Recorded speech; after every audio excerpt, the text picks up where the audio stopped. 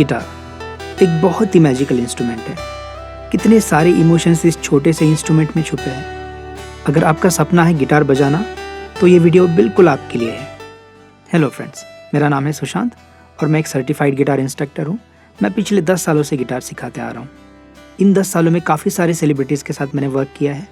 इसके साथ साथ काफ़ी सारे टीवी सीरियल्स और एल्बम में भी मैंने गिटार बजाया है। मैं आप सबका स्वागत करता हूँ द गिटार लेवल 1 जर्नी में। ये कोर्स स्पेशली उन लोगों के लिए बनाया गया है जो गिटार में बिल्कुल नए हैं। इस कोर्स को शुरू करने के लिए आपको कोई भी प्रीवियस नॉलेज की ज़रूरत नहीं है।